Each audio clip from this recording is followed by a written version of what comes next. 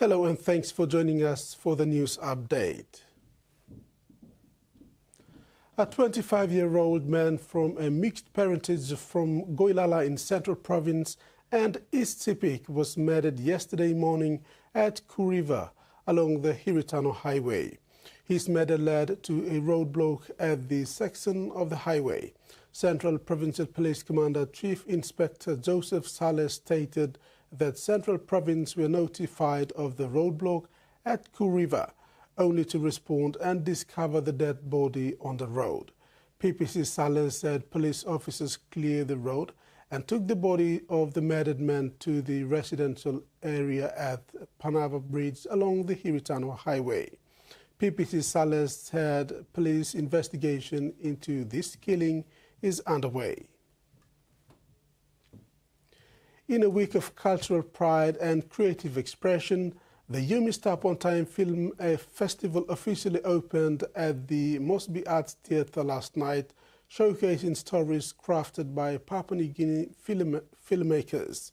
It's part of a broader movement under the Australian High Commission's Yumi Stop One Time campaign aimed at celebrating PNG's 50th years of independence and promoting storytelling as a tool for development and connection.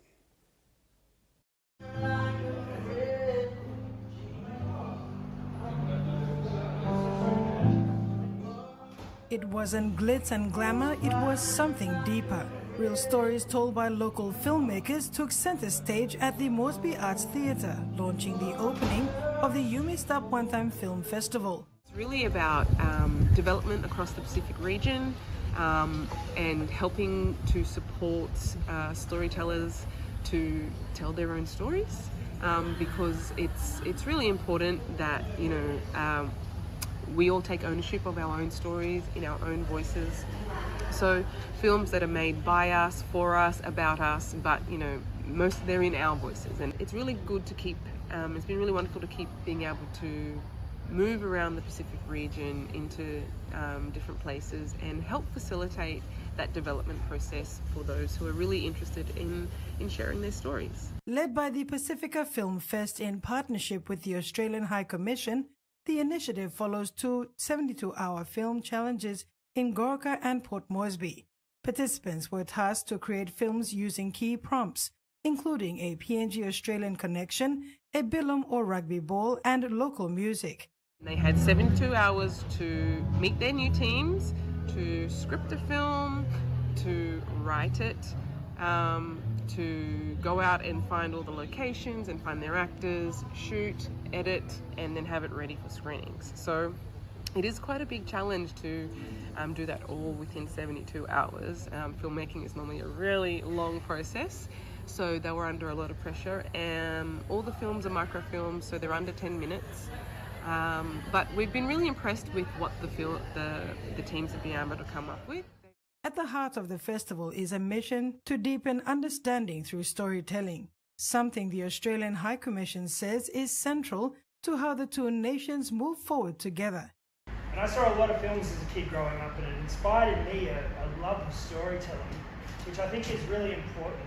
It's not about how well we make the films, it's the stories and the stories that we communicate to our audience and how it makes us feel.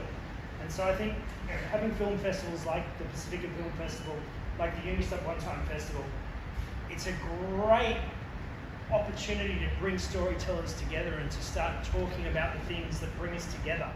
The festival continues through the weekend with films that reflect identity, connection, and resilience.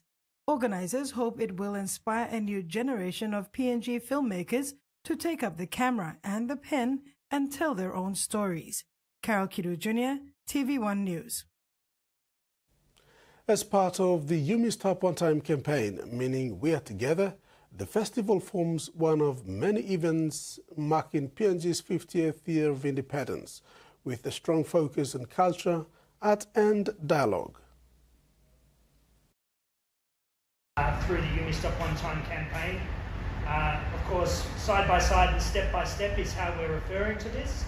And side by side is much about the historical elements of our relationship, whereas step by step focuses on the future and our aspirations for the future. And that's where we see film and culture fitting in. You know, it's about how do we see the future for all of us living here in this part of the world, and how do we tell those stories through different mediums, be it food, be it through music, which we'll be doing with Meganesia next weekend. It's Hubert Murray Stadium, and I hope to see some of you guys there then. It's going to be a pretty amazing performance. But also film, art, having talks and getting together and talking about issues that are specific to our place here in the world in the Pacific. St. Anna's Annaberg Primary School in remote Arabaka local level government of Medday's Middle Ramu district has achieved a significant goal with opening of its 8-in-1 classroom.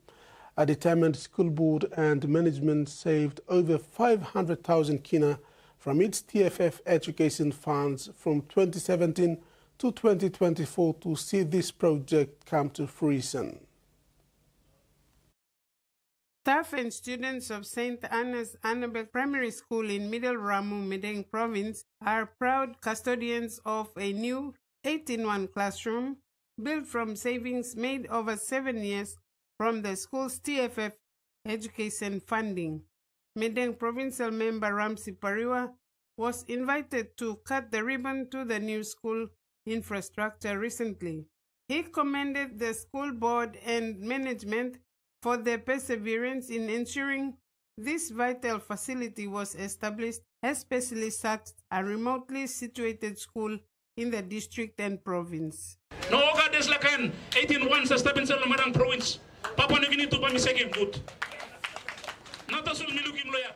Milak building more classroom na miaski more man. Amas by me building na toka 1+4-in-1 and 500,000 na gwanta. Now mi sana play na milukim 18-1 and 500,000 ya. So was government tingol some TFF and put him na mi no make him work. Now mi sana na mila tokol some government mas looking Annaberg Primary School.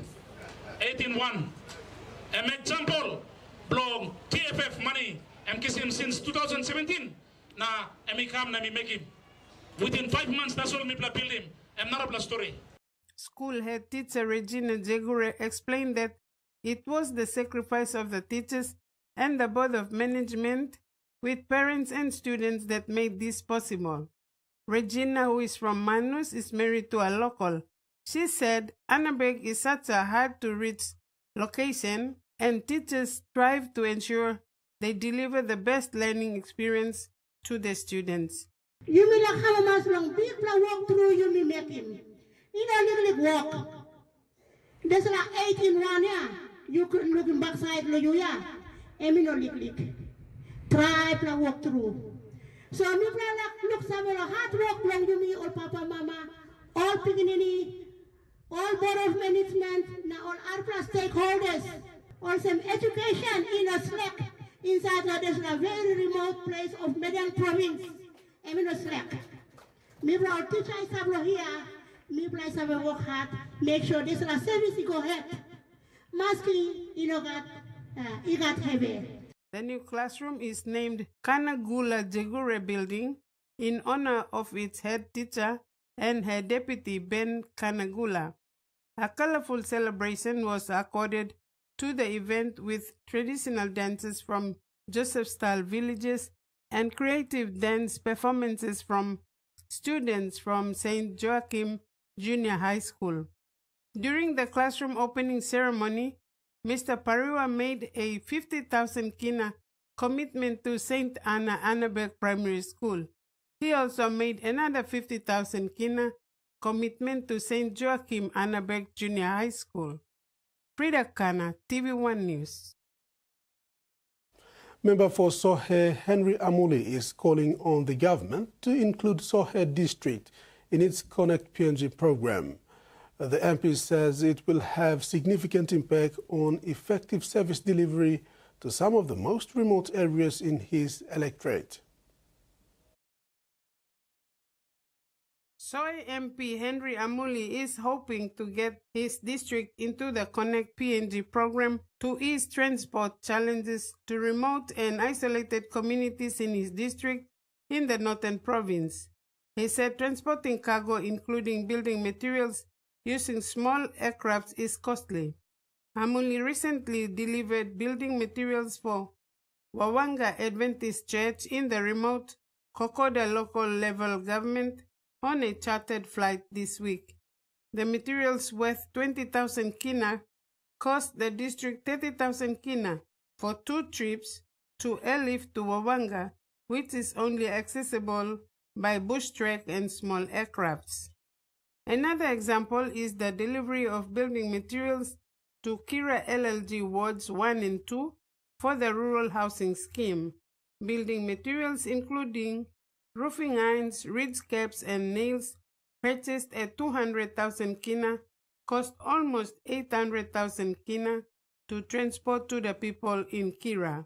The Sohe MP is calling on the government to include his district in the Connect PNG program. He said Sohe DDA under Connect Sohe program has established Sohe Development Corporation and procured machinery last year to open up road access to isolated communities but needed support from the national government. One of the 10 million kina DSIP funds, out of the 10 million kina DSIP funds they received, more than 5 million kina has been used to purchase machinery for road work last year. So far, they've spent more than half of the DSIP in road connectivity and accessibility needs. He said the machinery is soon to arrive in Popondeta to commence work. The district needs national government backing. Frida Kana, TVWAN News.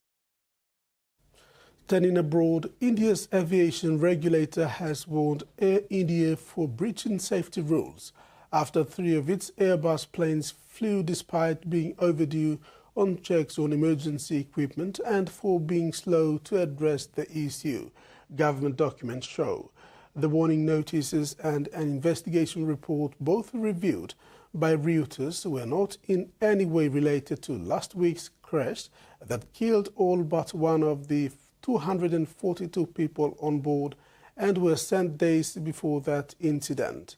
In the report, the Directorate General of Civil Aviation said spot checks in May on 3 Air India buses planes found that they were operated despite mandatory inspections being overdue on the critical emergency equipment of escape slides. And Air India, which was overtaken by the Tata Group in 2022 from the government, said in a statement that it was accelerating verification of all maintenance records, including dates of the escape slides, and would complete the process in the coming days.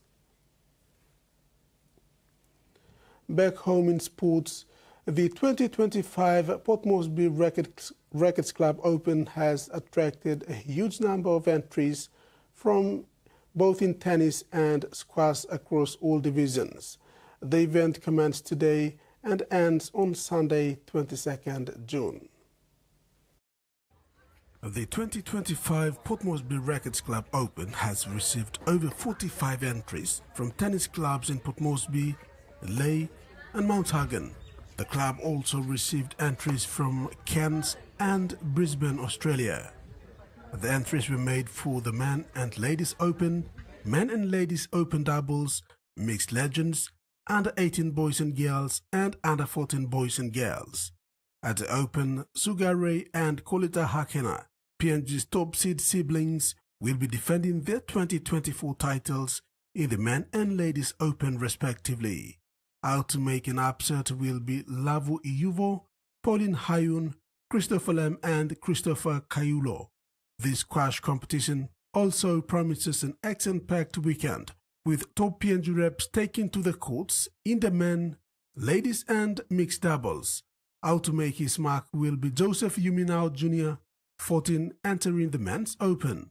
Other categories include the B mixed doubles. Mothers and daughter, Sky and Leonie Cox are both competing. The under 18 boys and girls and under 14 boys and girls promises some new names to the honor board. The POM Racket Club is anticipating exciting matches in these divisions. The first POM RC Open took place in 2016. It had been a yearly event until COVID-19 disrupted its events. It is now up and running again. Rex Lita, TVWAN Sports.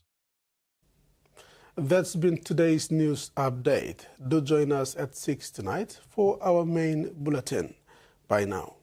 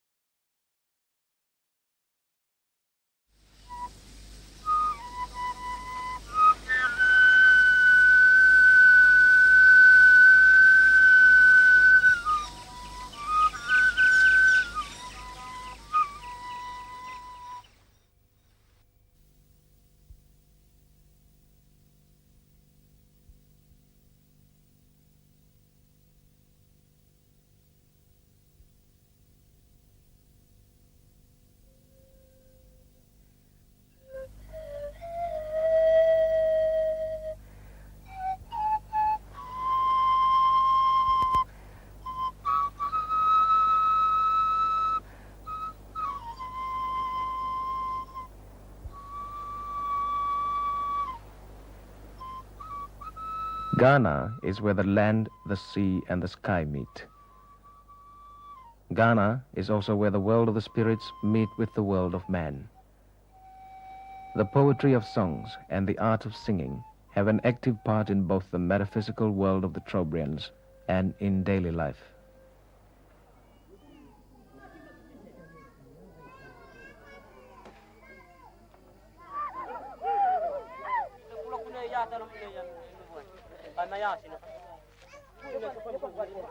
Nani?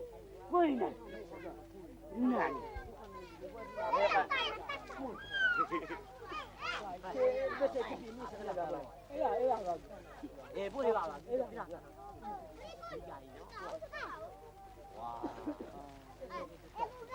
Shoot!